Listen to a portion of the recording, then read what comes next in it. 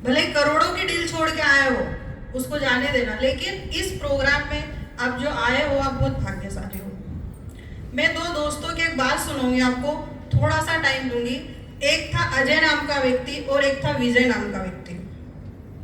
दोनों दूसरे की भैंस चराते थे तालाब के पास। दोनों भैंस चराते थे, काफी समय बीता। एक दोस्त के मन में एक विचार आया कि यार ऐसा कब तक चलेगा, कब तक हम दूसरे की भैंस चराते रहेंगे। बोले चलो एक आज काम करते हैं, अपने अपने घर चलते हैं और दोनों पैसा इकट्ठा करते हैं और एक भैंस अपनी खुद की लेते हैं, और फिर उस भैंस से जो दूध आएगा अपन बेचेंगे, जो प्रॉफिट होगा उससे दूसरी भैंस लेंगे, फिर तीसरी लेंगे, और ऐसे हम बड़े आदमी बन जाएंगे। उन्होंने सोचा। अब सोच तो लिया, लेकिन वही बात, पैसे कहाँ से आएंगे। फिर एक दोस्त बोलता है नहीं यार ऐसा नहीं करते। बोले क्या करें। बोले यहाँ से 25 किलोमीटर दूर तू जा और एक भैंस ले, यहाँ से 25 किलोमीटर दूर मैं जाता हूँ और एक भैंस लेता हूँ अलग अलग, और दोनों 5 साल बाद यही मिलेंगे और यहीं पर अपन देखेंगे कि तू कहाँ तक बढ़ा, मैं कहाँ तक बढ़ा, और तूने क्या तरक्की करी, मैंने क्या तरक्की करी।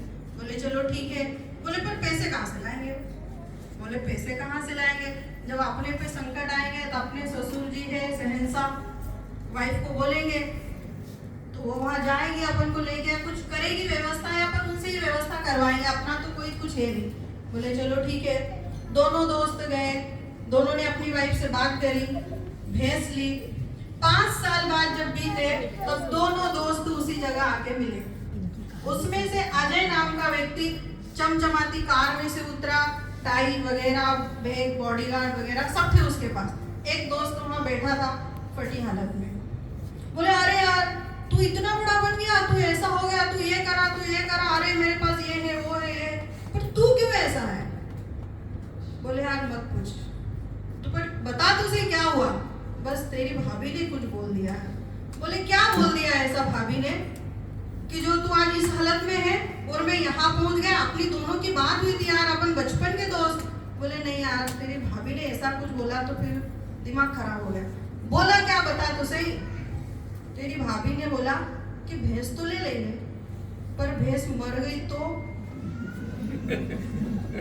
बस इसी शब्द के कारण मैं भैंस नहीं ले पाया, पैसे का भी जुगाड़ हो गया।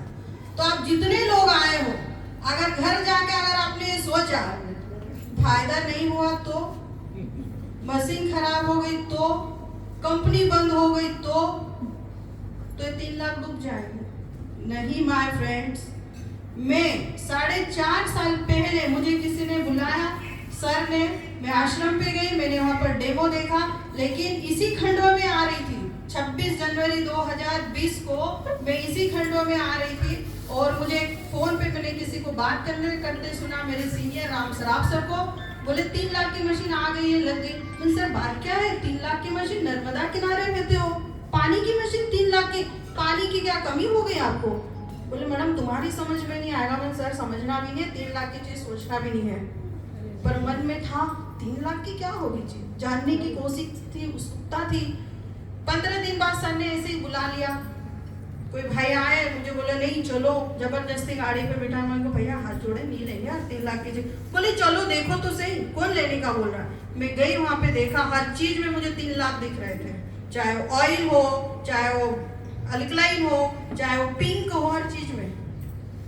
लेकिन एक चीज देखी मैंने, टमाटर, उसके वो आरपीआई नेगेटिव। मैंने बोला मैं कैसी माँ हूँ, मैं मेरे बच्चों को ड्राई फ्रूट या फल फ्रूट डेली नहीं खिला सकती हूँ, लेकिन ककड़ी टमाटर खिलाऊं वो भी शुद्ध नहीं दे रही हूँ। और मैं सोच रही हूँ कि मेरी बेटी डॉक्टर बने, इंजीनियर बने, तो कैसे बनेगी। चलो बन भी गई तो 18 साल में तो बाईपास हो रहा है, 9 साल के बच्चे का इंसुलेंस लग रहा है, तो बच्चा यहाँ से टेंशन में है तो क्या परफॉर्मेंस करेगा।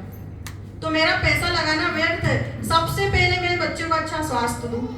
मैं हर माँ बाप से एक विनती करती हूँ कि आप 10 गाड़ी लो, बंगला लो, दुकान लो, बिजनेस लो, सब कर दो बच्चे के लिए, पर बच्चा जब बड़ा होगा उसको ढंग से जी ही नहीं पाएगा।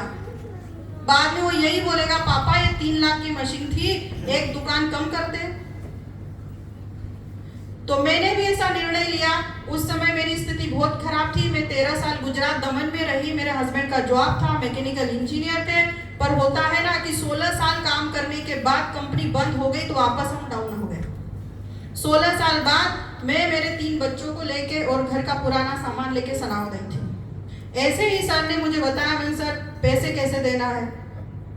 डेमो खत्म हुआ, मैंने बोला चल भाई ये तो समझ में आ गया, अब तू बिजनेस बता दे, कुछ मिले तो ले लूं, तकलीफ तो कुछ है नहीं घर में, छोटी छोटी बेटियां, हस्बैंड बाहर है, मैं अकेली हूँ, मैं ही हूँ निर्णय जो लूंगी।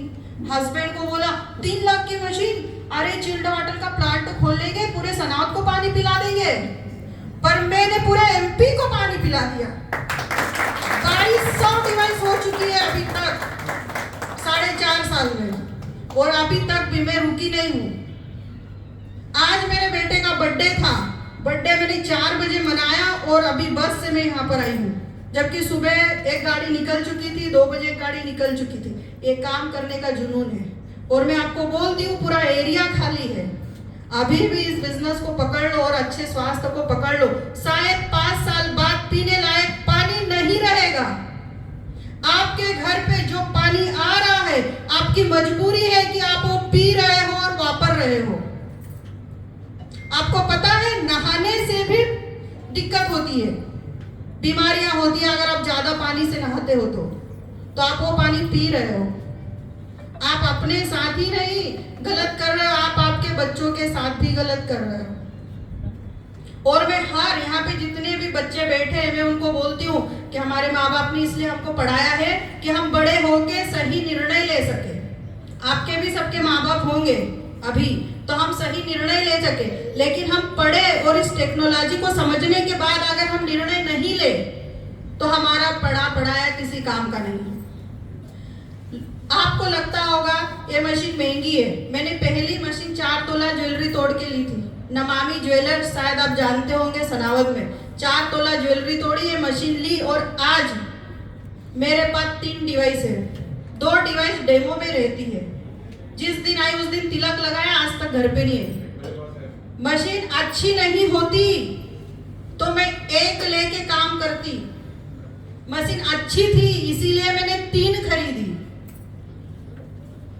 और मैं आप सबसे यही निवेदन करना चाहूंगी कि आपको जिसने भी बुलाया उसका थैंक्स बोलिए, और इस मशीन को मैं ले सकती हूँ तो आप लोग भी ले सकते हो। मेरे से ज्यादा खराब स्थिति तो नहीं होगी आपकी। दीदी आपने क्या कमाया वो भी बताइए।